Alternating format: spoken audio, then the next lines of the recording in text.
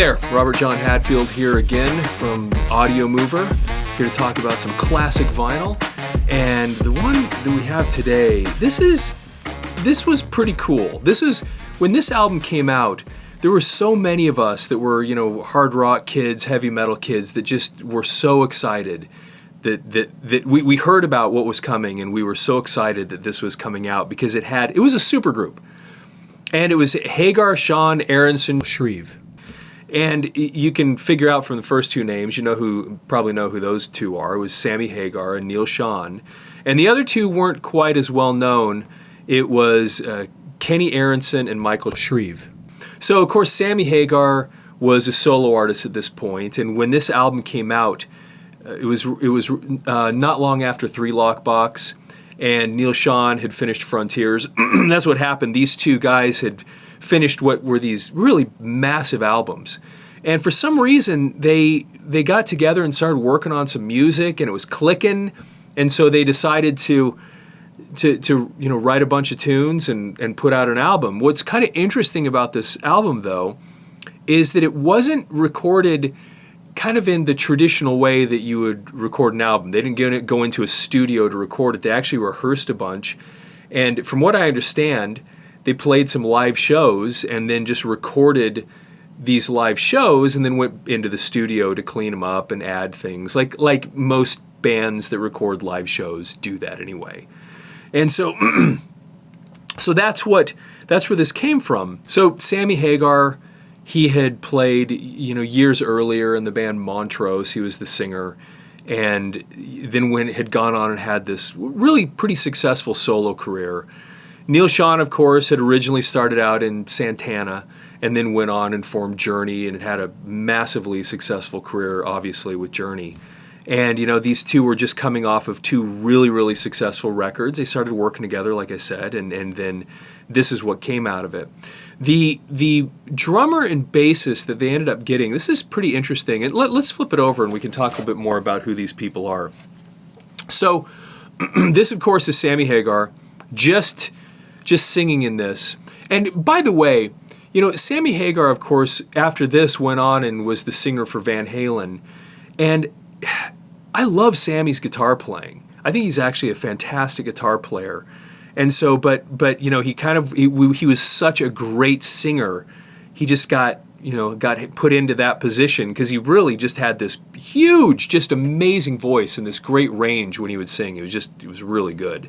So of course he's singing here. Here's Neil Sean. Neil Sean was a spectacular guitar player, obviously. And so, but then you have these two down here. And this is Kenny Aronson.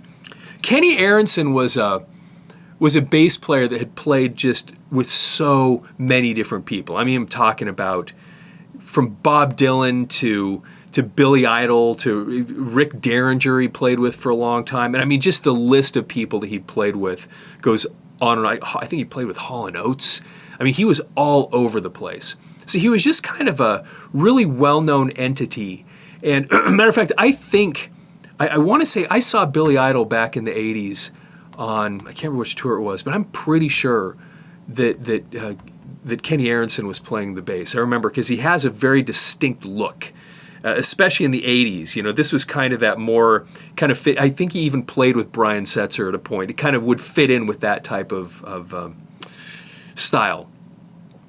Now, Michael Shreve was a little different. And the reason he ended up in this group is because he had played with Neil Sean in Santana. Of course, Neil Sean, his original band was Santana. That's actually Journey was kind of a spin-off band from Santana because Neil Sean and Greg Raleigh, who were both in Santana, went off and then formed Journey and then, Journey. So anyway, so this was like I said, this was kind of a super group. And I remember me and my friends were so excited that this was coming out because, of course, we were all Sammy Hagar fans, and everybody liked Neil Sean because he was kind of we thought of him as a rocker.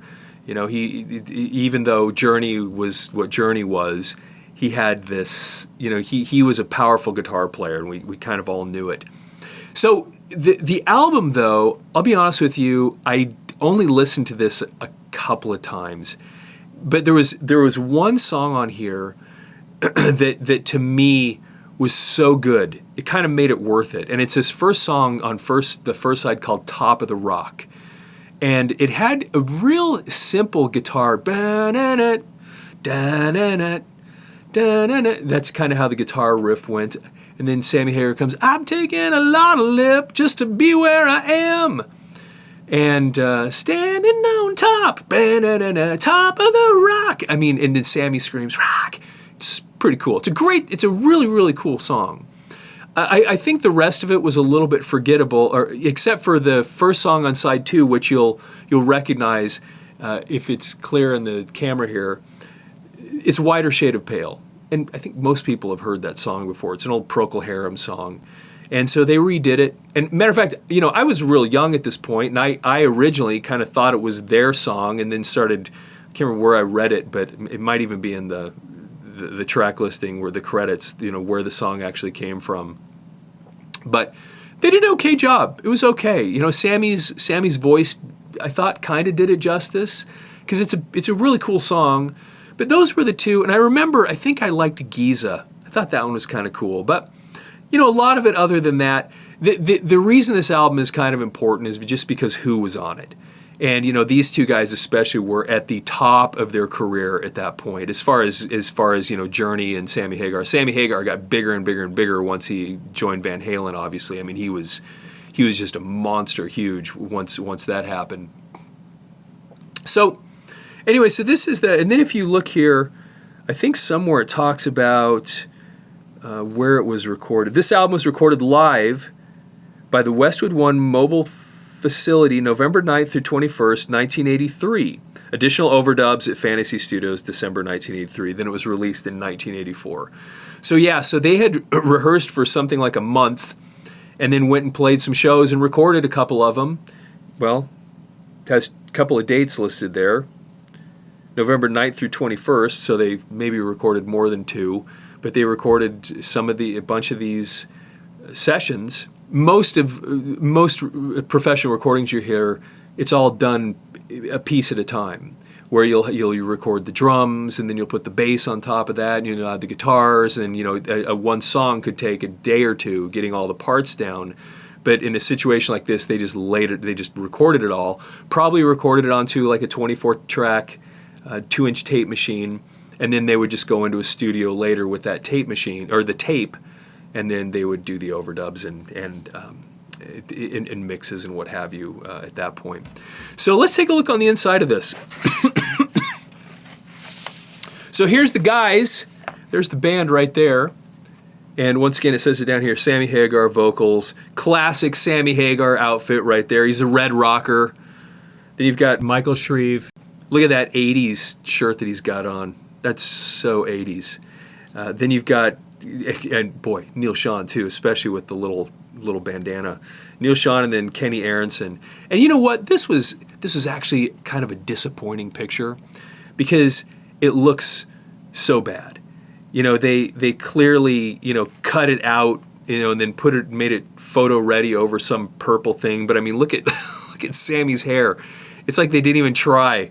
It looks kind of silly, but it's not a great picture.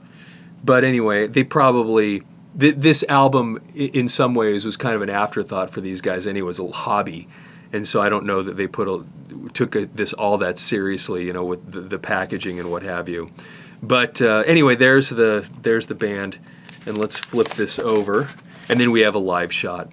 And of course, there's the red rocker jumping, and then the band. Actually, kind of a cool live shot. Kind of cool there. So anyway, that's the inner sleeve. Let's see if there's anything interesting on the... No, typical Geffen records here. All songs written by Sammy Hagar and Neil Schon.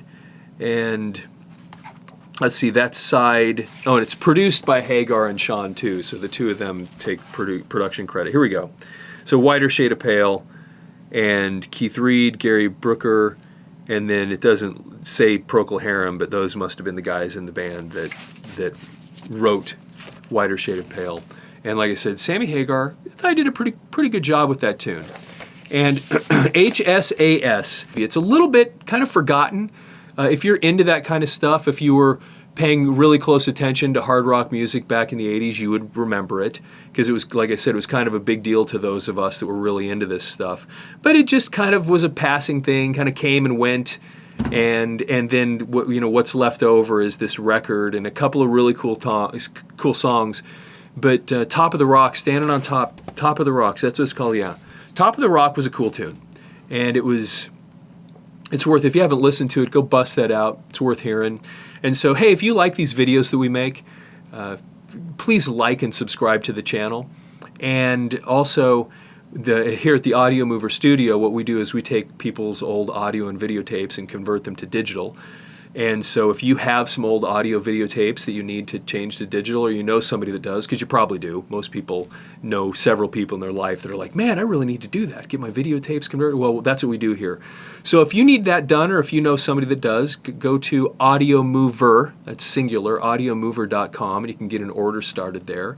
And we have a lot of cool things on that site. You go check that out. And we actually have a lot of other cool videos on this. When we started making videos for this channel years ago, we didn't make that many, but we would make things about, we have a video like, why is an 8-track tape called an 8-track tape? And I think that's got over 70,000 views. I never thought 20 people would even watch it. So we have some pretty neat stuff explaining different things about audio and audio technology. And then a little while ago we said we needed to start adding different types of analog. And so then it was just not too long ago I thought, let's just do records then. And so we've got thousands of records up front. And so if you have any things you'd like us to talk about, you'd like us to make some videos, some old albums or things, we've got thousands to choose from. And let us know, and we'd love to make a video about it. We appreciate your input. Anyway, with that, have a fantastic day.